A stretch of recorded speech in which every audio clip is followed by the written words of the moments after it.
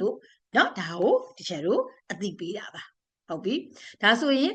ပြန်ပြောမယ်နော်တချေဒီမှာ level 4ဒီအထက်တန်းအောင်ပြီးသားကျောင်းသားကျောင်းသူတွေကနေစတက်လို့ရပါပြီတက္ကသိုလ်ပထမနှစ်ဖတ်စီရနဲ့တူပါပဲဟုတ်ပြီနော်အဲ့တော့ဒါဆိုရင် level 4မှာ GED အောင်ထားပြီးသားကလေးတွေgrade 12အောင်ထားပြီးသားကလေးတွေစနစ်ဟောင်း grade 10အောင်ထားပြီးသားကလေးတွေ level 4ကနေစတက်လို့ရပါပြီဟုတ်ပြီအထက်တန်းမအောင်သေးတော့ဟုတ်ပြီနော်တချေပြောတာနားလေနော်စနစ်ဟောင်းပဲဖြစ်ဖြစ်စနစ်သစ်ပဲဖြစ်ဖြစ်အထက်တန်းမပြီးဆုံးသေးဘူးမပြီးဆုံးသေးတဲ့ကလေးတွေတီချာတို့ကြောင်းဆက်သွယ်လို့ရပါတယ်ဟုတ်ပြီနော်အဲ့တော့ level 3ကနေစပြီးတော့တက်လို့ရပါတယ်အဲ့တော့တနည်းအားဖြင့် foundation diploma လို့လည်းတီချာတို့ခေါ်လို့ရတယ်ပေါ့နော်အဲ့တော့ level 3တက်လိုက်တာနဲ့ပြီးသွားရင်တက္ကသိုလ်ဖတ်စီရကိုတက်လို့ရပြီတွေ့လားအထက်တန်းဖြည့်စရာမလိုတော့ဘူးနော်အဲ့ဒါလေးကိုလည်းအခွင့်အလမ်းလေးကိုလည်းသိစေချင်တာပါတီချာတို့ဟုတ်ပြီနော်အဲ့တော့ဒီ check လေးက main ပဲเนาะဒီ teacher တို့ကျောင်းသူကျောင်းသားတွေအတွက်เนาะဟုတ်ပြီဒါဆို teacher ဆက်သွားပါမယ်ဟုတ်ပြီအဲ့တော့ ABE ဒီအဲ့တော့ teacher တို့ ABE ကိုလေ teacher တို့ learning လုပ်တော့မယ်ဆိုရင်အရင်လွယ်ကူတယ်ဟုတ်ပြီเนาะအဲ့တော့ teacher တို့ကျောင်းသူကျောင်းသားတွေအကုန်လုံးကလေအဲ့ဒီ UK ရဲ့နော် teacher တို့ဒီ teacher တို့အကြောင်းမှာနော် teacher တို့ဒီပေါ့fees တွေတွင်းပြီးပြီဆိုတာနဲ့ teacher တို့ကတခါတည်းနော် UK မှာဒီပေါ့မလုပ်ပေးရလဲဆိုရင်ဒီ acceptance letter နော်ပို့ပေးရတယ်ပို့ပေးလိုက်တာနဲ့ teacher ကျောင်းသူကျောင်းသားတွေဒီတခါတည်းဘာဖြစ်သွားပြီလဲဆိုတော့ UK ABE ရဲ့ကျောင်းသူကျောင်းသားတန်းဖြစ်သွားပြီအဲ့တော့ email နဲ့တခါတည်း portal ကျောင်းသားတစ်ယောက်ကို portal တစ်ခု email တစ်ခု portal တစ်ခုနဲ့တစ်ယောက်ချင်းစီကိုနော်ဆက်သွယ်ပေးတာပါ ABE ကအဲ့ဒါ exam ဖြေတဲ့အထိဟုတ်ပြီနော်ဘာလုပ်ပေးရလဲဆိုတော့တယောက်ချင်းစီကိုပေါ်တယ်နဲ့ကိုပဲနော်အဲ့တော့ဒီစာမေးပွဲဖြေတဲ့ဘာလုပ်လဲတခါတည်းပေါ်တယ်တဲ့ကိုမိခွန်းတခါတည်းချပြီးတယ်ဟုတ်ပြီနော်အဲ့တော့ဒါဆိုရင် ABE qualification ကိုတချို့တို့နော်ဘယ်လို access လုပ်လဲဆိုတော့ဘယ်လို access လုပ်တယ်ဆိုတဲ့အဓိပ္ပာယ်က AB ဥစားပေါ့တချို့ကျောင်းသူကျောင်းသားတွေသမီးတွေခုနကတော့ပြောလိုက်တဲ့ level 4တက် level 5တက် level 6တက်ဟုတ်ပြီနော်ဒါဆိုရင် level 4အောင်ဖို့အတွက်ဘာတွေလောက်ကလဲ level 5အောင်ဖို့အတွက်ဘယ်လိုရှိသလဲဟုတ်ပြီနော်အဲ့ဒါလေးတွေကိုပြောတာ access လုပ်တယ်ဆိုတာဟုတ်ပြီနော်အဲ့တော့ပြီးသွားရင် तू ကလေ website ထဲမှာကျောင်းသားကျောင်းသူလိုင်းရဝင်ပြီးတော့ဒီမှာ teacher ဆိုရင်ဒီမှာ read about ABE assessment အဲ့ဒါလေးကို click လုပ်လိုက်တာနဲ့သူ့ရဲ့ website ထဲတက်ရောက်သွားပြီတချို့တို့ကျောင်းသားကျောင်းသူတွေဘာသိကျင်လဲဟုတ်ပြီနော် program ဘိုင်းနဲ့သိကျင်လားဘာသိကျင်လဲအကုန်လုံးအသိမှာကြည့်လို့ရတယ်ဟုတ်ပြီနော်အဲ့တော့ကျောင်းကိုပဲအားကိုးစရာမလိုဘူးပေါ့ကွာကိုယ်တိုင်နော်ဟိုဘက်ကျောင်းကလည်း UK ကျောင်းကလည်းကိုယ် direct ဟုတ်ပြီနော်အဲ့လိုမျိုး ID ကိုစီကိုသားတို့စီကိုကျောင်းသားကျောင်းသူတွေစီကိုပဲဓာတ်ရိုက်နော်ID ပို့ပေးတာဟုတ်ပြီကိုယ့်ရဲ့ ID နဲ့တန်းဝင်ရုံပဲဟုတ်ပြီနော်ဒါဆိုရင် teacher တို့အဲ့တော့ ABE ကို access အဲ့တော့ ABE ကနော်အတန်းတန်းချင်းစီ level တစ်ခုချင်းစီကိုဘယ်လိုမျိုးအကဲဖြတ်လဲဆိုတော့ teacher တို့နော်assignment system assignment နဲ့ပဲ teacher တို့နော်အကဲဖြတ်တဲ့ subject တွေပါသလို open book ဟုတ်ပြီနော်စာမေးပွဲဖြေတဲ့ exam ဖြေတဲ့အခါမှာလေဟာကိုက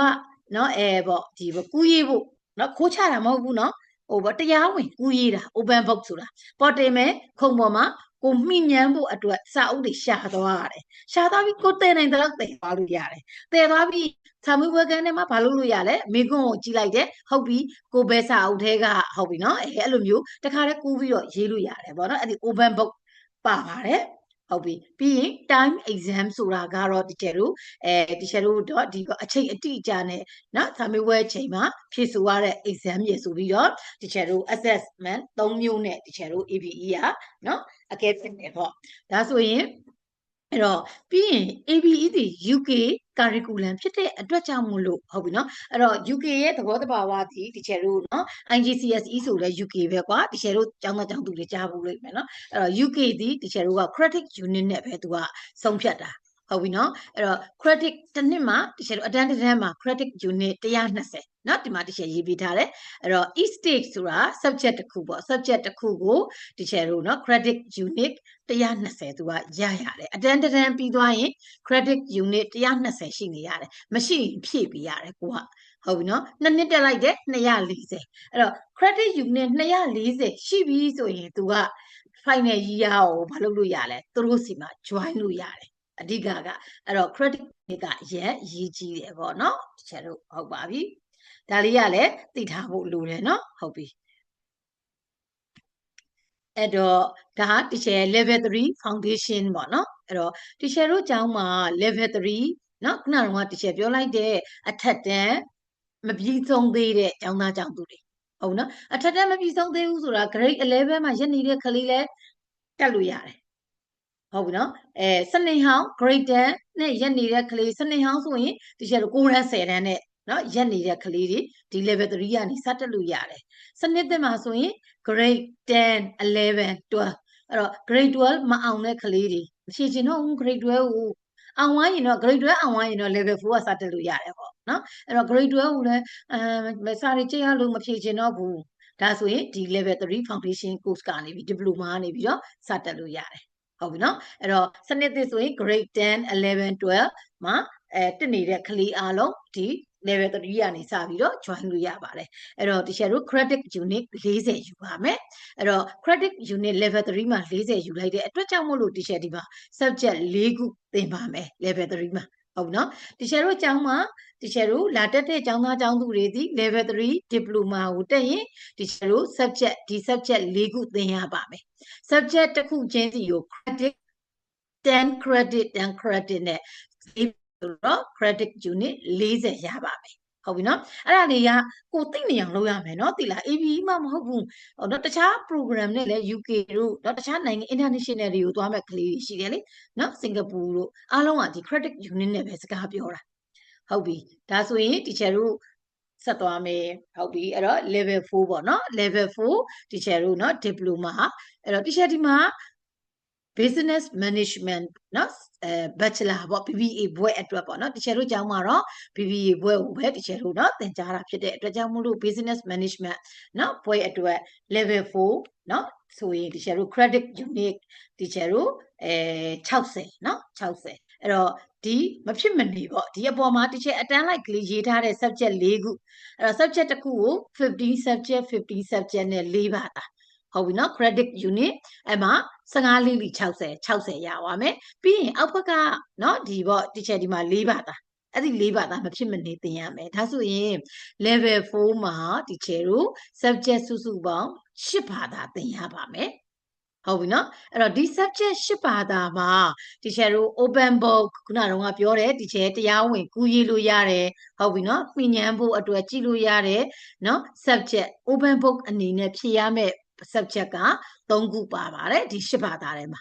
เนาะအဲ့တော့ open book က3ဘာသာကြည့်ဖြေလို့ရတယ်ဆိုရင်5ဘာသာပဲကျန်တော့မယ်အဲ့ဒီ5ဘာသာထဲမှာ assignment ပဲတင်ရတယ် exam မဖြေရတဲ့ subject က2ဘာသာပါတယ်ဟောဒါဆိုရင်စုစုပေါင်း5ဘာသာပြီးသွားပြီဒါဆို3ဘာသာပဲကျန်တော့မယ်အဲ့ဒီကျန်တဲ့3ဘာသာကိုပဲ teacher တို့ exam ဖြေရပါမယ်ဟုတ်ပြီနော် exam ဖြေတဲ့အခါမှာတော့ teacher တို့เนาะဒီအခု teacher ဒီမှာဖြစ်တယ်လို့ပဲ teacher တို့သတ်မှတ်ထားတဲ့အချိန်အတိအကျဟုတ်ပြီနော်အတိအကျမှာ teacher တို့ BC ပေါ့ British Council မှာသွားပြီးတော့ဘာလုပ်ကမှာလဲဖြေဆိုရမှာပါ3ဘာသာကတော့ဟုတ်ပြီနော်ဒါဆိုရင်ဘလောက်ကိုအတွက်အခွင့်အရေးရတာလဲကြည့်တယ်10ဘာသာမှာ3ဘာသာပဲ exam အလွတ်ဖြေရမှာတွေ့လား assignment က2ဘာသာပါတယ် assignment ဆိုတာဒီအေးစစ်စစ်กว่าကိုတိုက်တဲ့ကြိုပေးထားပြီလေကိုအေးစစ်စစ်အိမ်မှာ assignment ရေးနေလို့ရတယ်2ဘာသာဟုတ်ပြီနော်ဒါဆို5ဘာသာပြီးသွားပြီ open book ဆိုတာဒီအနေဘာလုပ်ထားမလဲစာလေးအလွတ်ချက်စရာမလိုဘူးလေ open book ရဲ့သဘောတဘာဝဘာမင်းရင်တော့ငါဘယ်အကြောင်းအရာလေးတွေထည့်ရေးမယ်ဟုတ်ပြီအဲ့လိုအကြောင်းအရာလေးတွေထည့်ရေးဖို့အတွက်ငါတော့ဘယ်လိုစာအုပ်တွေငါရှာထားတင်တယ်ဆိုပြီးတော့အဲ့စာအုပ်တွေကိုပဲစုထားရမှာအဲ့ဒီစာအုပ်တွေကိုကဘာလုပ်ကမှာလဲယူသွားရမှာယူပြီးတော့ဖွင့်ရေးမှာဟုတ်ပြီနော်အဲ့လိုသွားမှာဒါဆိုရင်တကယ်ပေါ့စာသင်တဲ့အခါမှာတော့เนาะဒီသင်ကြားတဲ့ teacher တွေကမလုပ်ပြီးမှလဲဆိုတော့ဒီ open book ဆိုရင်ဘယ်လိုမျိုးပေါ့ဟိုပေါ့စာအုပ်ကြီးကိုဖွင့်လိုက်တယ်ကူးရေးတယ်ဣတိမရွေးကူးရေးလို့ကူးရေးတာ ਨੇ ကိုကအဲ့ဒီသူ့ရဲ့စာလေးကိုကိုဟုတ်ပြီเนาะ paraphrasing လေးလုပ်ပြီးတော့ paragraph ပုံစံလေးပေါ့စာလေးကိုပြုပြင်ပြီးတော့ပြန်ကူးထည့်เนาะအဲ့တော့ပြုပြင်ပြီးပြန်ကူးထည့်တာဟာကိုယ့်အတွက်ဘာဖြစ်လဲပို့ပြီးတော့standard ပုံမြင်တယ်ဒါဆိုရင်ဂုံတူးမှန်ဒီလိုမျိုးတွေသွားတယ်ဒါတွေကเนาะဒီပေါ့အတန်းတက်တဲ့အခါကျတော့သင်ကြားတယ်เนาะဒီပေါ့ lecturer teacher ကြီးတွေကနေပြီးတော့ guide လုပ်ပေးမှာပေါ့ဟုတ်ပြီเนาะ ကဲဒါဆိုရင်ဒီချယ်တို့เนาะအဲ့တော့ဒီဖြည့်ရင်လဲလေဒီချယ်တို့က portal ဝယ်ရတာကျောင်းသားကျောင်းသူတွေကဒီချယ်တို့ဒီမှာregistration fee သွင်းလိုက်ပြီးစပြီးတော့ first payment သွင်းပြီးပြီဆိုတာနဲ့ exam fee တန်းသွင်းရတယ်သူကအဲ့ဒီ exam fee ပေးလိုက်ပြီဆိုတာနဲ့သူက portal ချပြီးတော့တာကျောင်းသားကျောင်းသူတွေကိုစီကိုမေးနဲ့တန်းပို့တာဒီချယ်တို့စီကိုရောက်တာမဟုတ်ဘူးကျောင်းသားစီကို UK ကနေပြီးတော့ portal တန်းပေးတာကို portal နဲ့ကိုပဲတစ်နှစ်တစ်ခါဟုတ်ပြီနော်တစ်နှစ်ကျော်သွားရင်နော်အတန်းတစ်တန်းကို portal တစ်ခုပေါ့ကျတို့ upgrade လုပ်ရတယ်ဟုတ်ပြီနော်တစ်နှစ်ပြီးတိုင်း portal အသစ်ပြန်ချိန်ရတယ်ပေါ့နော်ဒါတွေကလည်းအတန်းတက်ရင်လည်းနော်ဒီပေါ့ပြောသွားရင်နားလည်သွားမှာပဲဟုတ်ပြီဒါဆိုရင် teacher တို့အဲ့တော့ teacher က level 3ပြောရတယ် level 3မှာကတော့ဒီ subject ၄ခုစလုံးဒီ assignment ပဲဟုတ်ပြီနော် exam ရှိဘူးအဲ့တော့ level 4မှာ3ဘာသာဒီ3ဘာသာဒီ exam ရှိတယ်5ဘာသာ3ဘာသာဒီ open book 2ဘာသာဒီ assignment စုစုပေါင်း8ဘာသာသင်ရမယ်เนาะအဲ့တော့ဒီဒါဆိုရင်6ဘာသာဆိုတော့ဒီကျတို့8ဘာသာမှာ15ရှစ်လီဆိုတော့120 credit unit တွေ့လားတက္ကသိုလ်ပထမနှစ်နဲ့ညီမျှတဲ့ credit unit 120ရပါပြီဟုတ်ပြီเนาะအဲ့တော့ HND နဲ့အတူတူပဲ credit unit 120အဲ့တော့ HND သွားတတ်တဲ့ဈေးကြီးရဲ့ဟုတ်ပြီเนาะ UK ပဲ ABE တက်တဲ့ဈေးသက်သာတဲ့ UK ပဲဒီချက်သိသိချင်တာအဲ့ဒါခွဲခြားတက်စီချင်တာအဲ့တော့ UK ချင်းအတူတူဟုတ်ပြီ HND ဒီဘာဖြစ်လဲဈေးကြီးတယ်အဲ့တော့ ABE ဒီဈေးသက်သာနဲ့ affordable ဖြစ်ဖြစ်ဒီချက်တို့တက်လို့ရတယ်ဟုတ်ပြီနော်ဒါတွေကိုကိုက compare လုပ်တက်ရမယ်ဟုတ်ပြီနော်အလောက်ကင်ခွင့်လဲအတူတူပဲအကုန်လုံးဟုတ်ပြီနော်ကဲဒါဆိုတကယ်လို့ဆက်သွားမယ်အဲ့တော့ level 4မှာ credit unit 120ရသွားပြီဟုတ်ပြီနော်အဲ့တော့ level 5အဲ့တော့ level 5မှာလည်း credit unit 120ရရမယ်အဲ့တော့ subject အပေါ်မှာတကယ်အတန်းလိုက်ကလေးရေးထားတဲ့ subject ၄ခုကမဖြစ်မနေကျောင်းသားတိုင်းသင်ရမှာ၄ဘာသာဟုတ်ပြီနော်အောက်ဖက်ကကိုကြိုက်တဲ့ subject ကို choice လုပ်လို့ရတယ်2ဘာသာပဲသင်ရမယ်ဒါဆိုရင်အပေါ်မှာ4ဘာသာနဲ့အောက်က3ဘာသာတွေကကိုကြိုက်ရ elective ရွေးလို့ရတယ်2ဘာသာနဲ့ဆိုတော့စုပေါင်း level 5မှာ6ဘာသာပဲသင်ရတော့မယ်ဟုတ်ပြီနော်6ဘာသာပဲဖြစ်ဘာသာကို credit unit တိုးလာတယ်20နဲ့6ဘာသာဆိုတော့120ဟုတ်ပြီနော် credit unit 120ရပါတယ်ဟုတ်ပြီအဲ့တော့ဒါဆိုရင်ဒီချက်တို့ level 5မှာ assignment ပဲ